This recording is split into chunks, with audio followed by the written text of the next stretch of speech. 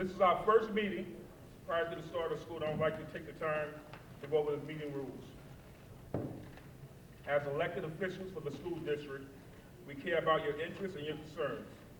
As we carry out our responsibility of providing effective governance to the residents of the district, it is our hope that the board meeting will give you a better understanding of just how the school district operates. While there's no legal requirement to allow the public to speak at a school board meeting, we encourage public participation in our meetings and welcome comments from concerned members of our community. In order to ensure a more effective meeting process, the board has adopted new rules of engagement. This brochure describes the procedures and guidelines to be followed by the board as well as the public before, during, and after a school board meeting. I'm going to choose what part I read. You have to just go along with me. Okay, during the meeting, the meeting will start on time. The board meeting will be conducted according to policy and Robert Rules of Order. The president will preside over the meeting, will have the authority to invoke the rules of order, and will set forth the procedures governing public participation. The board will constructively deliberate on agenda items and avoid exercising hidden agendas.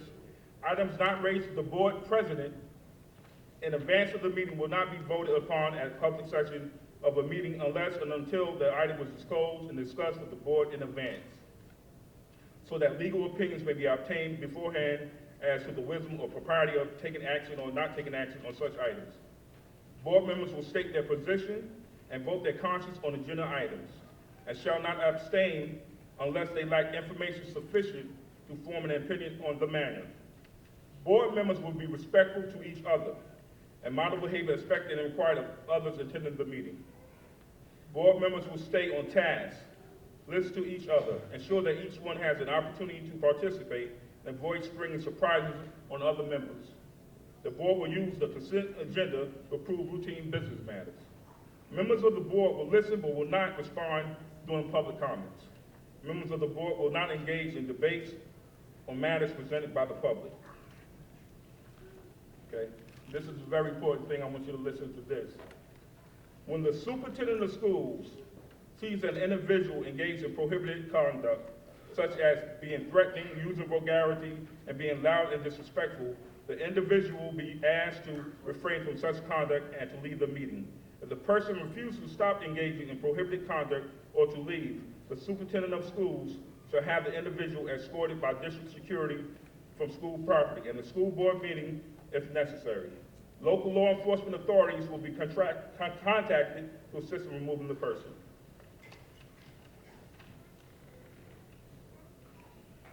Superintendent, any remarks?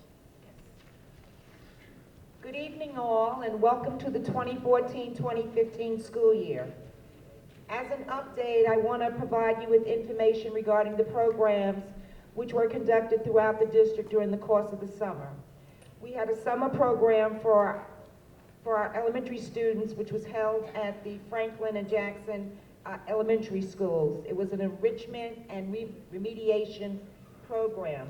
We had approximately 400 students in attendance, where we used the After the Bell ELA program, as well as the Do the Math, which are components of the Common Core-based initiative that is currently going on in all the districts across the state.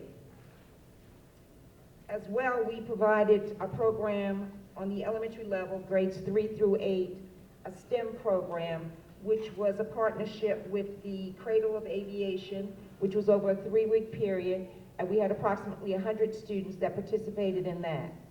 We also had a program off-site where we worked with middle school students, approximately 60 students, with one of our tutorial agencies which the district partnership with. As well as we had a program at our high school where we had at the graduation 24 students that did graduate from the Hempstead Union Free School District, and we had a ceremony congratulating the students regarding that. As we get ready to open for the 2014-15 school year, we conducted an administrators retreat Tuesday, Wednesday, and today, which was covered by all of the administrators in the district. They were all in attendance, and we covered every topic based upon one's position in the district.